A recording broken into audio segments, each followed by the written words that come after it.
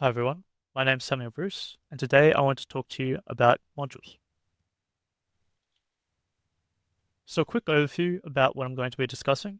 First, I want to talk through what is a module under KDB-X. I want to go into the benefit of modules, so why you would use a module over simply /ailing on a script. I'll be giving a few coded examples of that and throughout the presentation. I'll talk specifically about a graphics module that we've put onto GitHub, and then show a bit of a bigger example with a few different modules coming together. So first, what is a module? A module is a unit of encapsulation.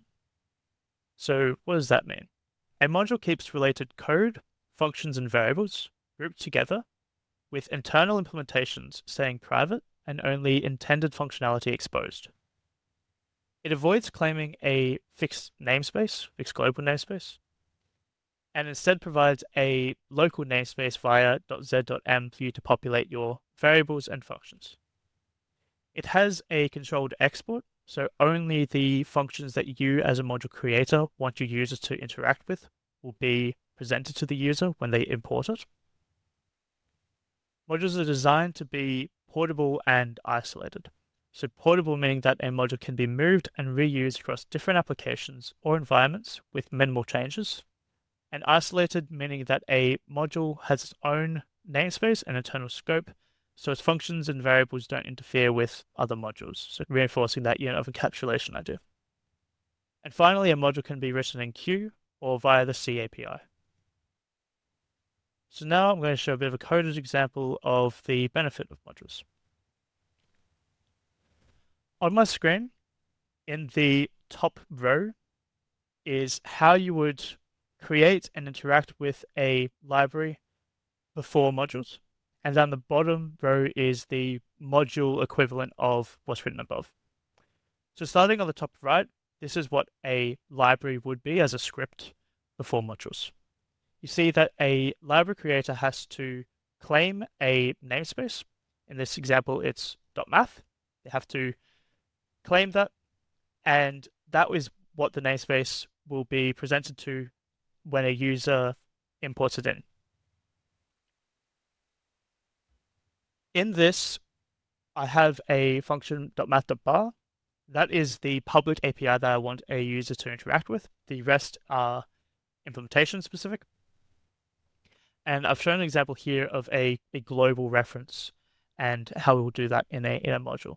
So when a user /ls on this math script, .math is populated inside of their session. There is no control on the user side over what namespace it gets imported into. That is down to the library creator, and you would have to modify the source code to change this if you already had a .math namespace, for instance.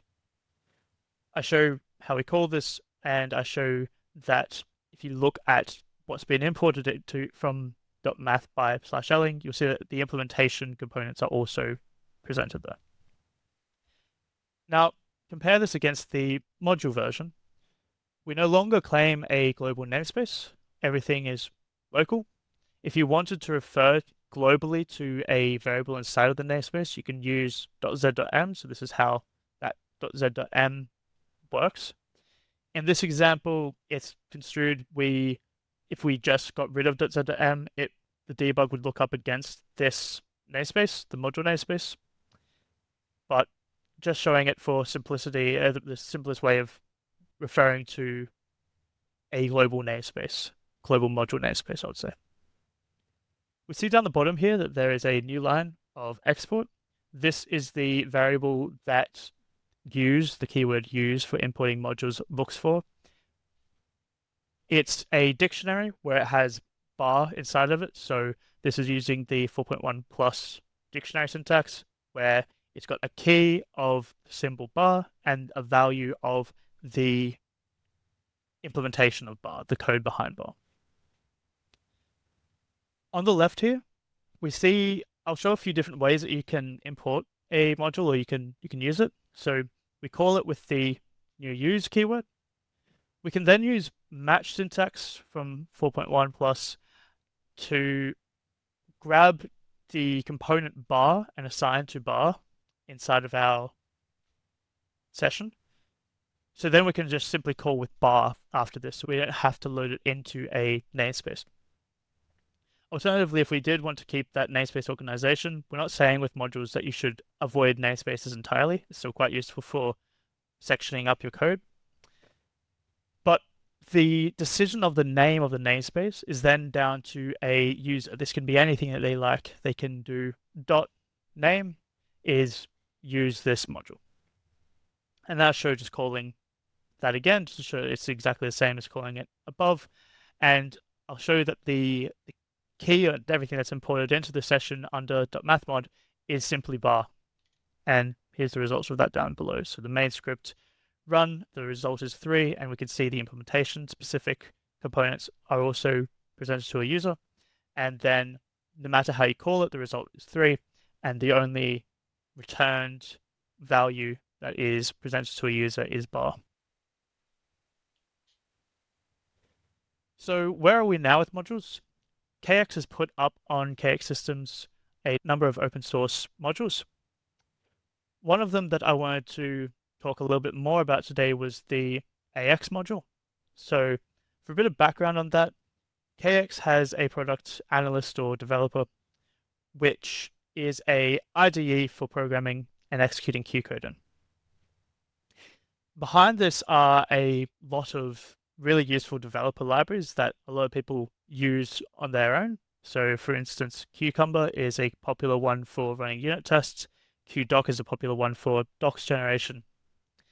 And one of the components of the AX libraries that I found quite valuable and underused is GGPlot. GGPlot is a plotting facility that allows you to plot from Q. It mimics R's ggplot2 package and creates the types of visualizations that you see on screen. Now, because we were moving from analyst and developer where we assume that we're in an IDE across to a REPL or whatever IDE you're using, it freed up a few APIs that assumed that you were inside of an analyst or developer session. So namely, there was an API, qp.go, which drew a canvas, and inside of analyst, it would pop up a window to draw a image. Because we're no longer in analyst, or you may still be an analyst, but we're not making that assumption, I've repurposed the Go API to use a graphics format known as Sixels, which allows you to plot inside of your terminal. So here's an example of that graphics format in action inside the terminal. This is a screenshot from my terminal where I've used a CLI tool of image-to-Sixel to convert a PNG into a Sixel representation and display that inside of my terminal.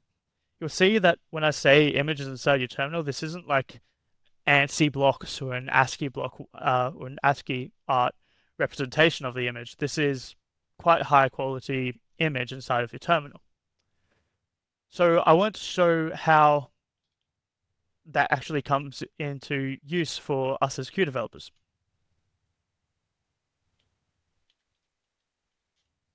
I have a script here that just plots out what I'm doing so I can speak to it a bit better and show the images. So we simply import using use the GG and quick plot functionality from the AX module. We create a table that is just a X and Y of a straight line and a Z with some marking, some symbol associated to it. The APIs are then as simple as create my canvas 500 by 500, plot a point from my table T with X on the X, Y on the Y, and for this one, no additional parameters. And then we get our straight line plotted here. If we want, and this sort of syntax and style will be quite familiar to people who have used ggplot2 from the R package ggplot2, we can add in a fill on Z at the end. So that means that we then get this legend and this coloring. So for something a bit more interesting than just a straight line plot, we can use another one of KX's open source modules, DataGen, to generate some trade and quote data. And then we'll plot it again. We'll just plot the normalized price for the top 10, the first 10 sims, normalizing it just so it's nicely on the canvas and displayed here, but you can very quickly have a look at what your data is doing without having to break your workflow, leave your REPL, use, say, KDB-X or use dashboards or some other tool to visualize this that can all just be done quite quickly inside of your REPL. And just to show, so there's a number of APIs that are available under GGPlot, a number of different visualizations available, not just plotting these lines. So here I just show a box plot, another way to just get a really quick view of what your data is doing. So not all terminals or terminal emulators support Sixels as a graphics format. This site, aresixelyet.com, has a list of support across different terminal emulators for the Sixel graphics format. So I would check there to see if your terminal emulator supports this. For me, on Windows using WSL, the sort of default for that works well with Sixel. It has an option to enable Sixel support. And Tmux, which I use quite frequently for painting, you're able to build from source. If you build from source, you can enable Sixel support when you do that build. But for the rest of them, I'm not sure. You'd have to look yourself on this website. So now I want to give a bit of a bigger example of a few different modules coming together.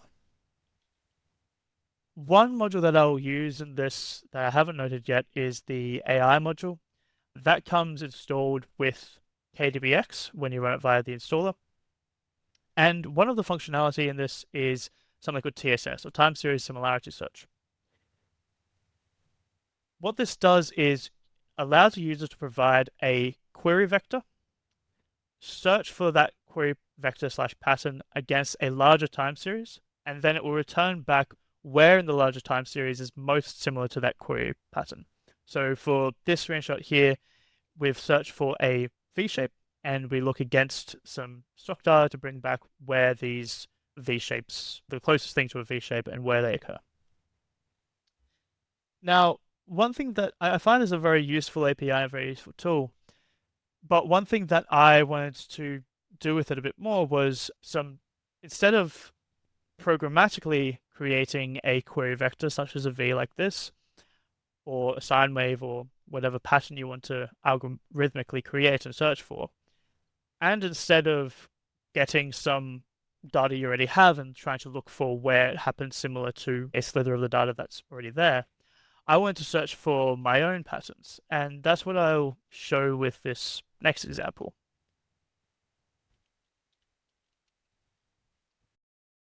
In this window, what I've done is I've got Q to support requests, post requests. I've got some JavaScript and HTML just to draw this canvas, and then I've got a few buttons here just to configure it so I can send across to Q. Then what it does is it interpolates the curves that I've created, sends that across to Q, and then sends across this canvas to Q. Q interpolates it and then searches this pattern against our generated data and brings back the closest match to whatever pattern I so wish to search for. If I increase the number of patterns I want to get back, it does it by sim. And this is a nice, fun little example that is pure Q and all inside of Q and all uses modules. But what I really want to highlight here was the simplicity of the code. So at the top here, I'm doing all of my inputs. So I import the time series similarity search. I import the graphics components. I import the data gen module to create the artificial data. I generate that data, set a dimension that I want on that canvas. The rest from here down is a lot of HTML, but all of this is available on GitHub if you want to look at it. But if I just jump to the bottom of that block of HTML and JavaScript, you'll see that the rest of the code is quite minimal. We just have z.ph in here to show the PNG. It takes the PNG bytes from the GGPlot library.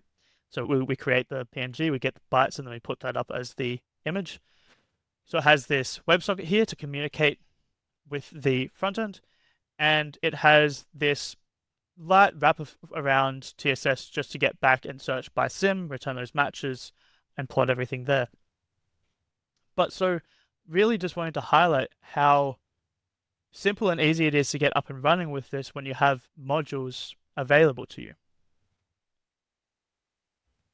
So some closing remarks. I found modules really useful for allowing you to get developing quickly, and I found that it gives a lot less friction in utilizing shared code than with scripts before because of this guarantee of no namespace clashes when you go to import in your modules.